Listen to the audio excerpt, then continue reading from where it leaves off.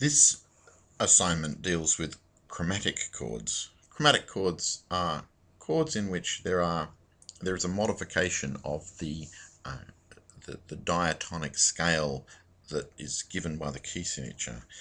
So in other words, where the notes of the scale are modified by accidentals.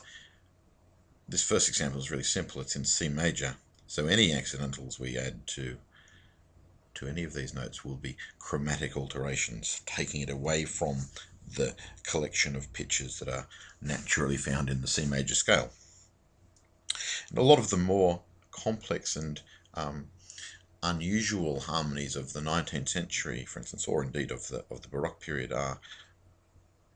arise through chromatic alteration. In this video, we're just going to look at the simplest, and in a sense, this is the reason why chromaticism occurs in Western music, is to intensify the sense of motion. So let's just look at this progression. This is, in a sense, the simplest progression in tonal music: 1, 2, 5, 1. And as you'll have picked up from earlier assignments, 2 to 5 is a dominant tonic style progression. 2 is the secondary dominant of 5, which is the dominant of 1. Sounds like this. Now, in essence, the simplest and most basic form of chromatic alteration is to intensify the dominant function of this D minor chord by making it a D major chord. Dominants are, after all, major chords. Either in major and minor keys, the dominant is always major. And so to make that sense of that D leading to the G more intense, we can make it a D major chord, chromatically alter it.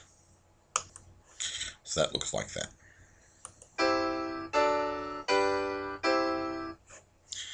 So while we temporarily go beyond the naturally occurring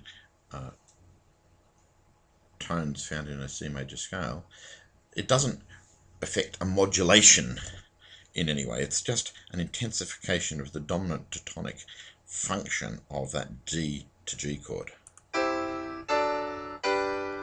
We're still firmly rooted in C major. It's one of the very common mistakes people make, is to try and, whenever they see an accidental, they think, we've modulated. No, more often you'll find accidentals as part of this process of chromatic intensification. If we wanted to even more strengthen the sense of this D major going to G as a dominant tonic motion, one of the things we might do is make this D chord a D7 chord by putting in the 7th C in the D chord. That makes it a dominant 7th type chord. Notice that I've been changing the figures and Roman numerals of the chord as I've modified it, giving it a capital 2 because it's a major chord. That reflects the F sharp. Now the C is the 7th of the chord, and that's that 5 in the figures.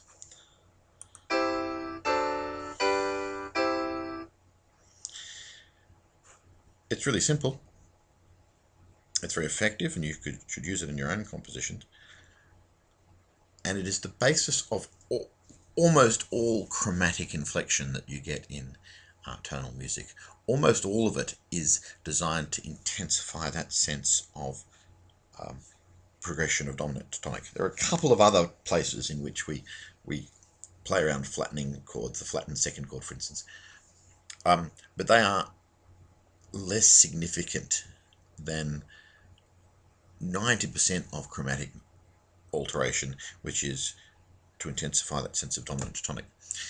The other examples of chromatic chords we'll look at in this assignment are all in the same vein.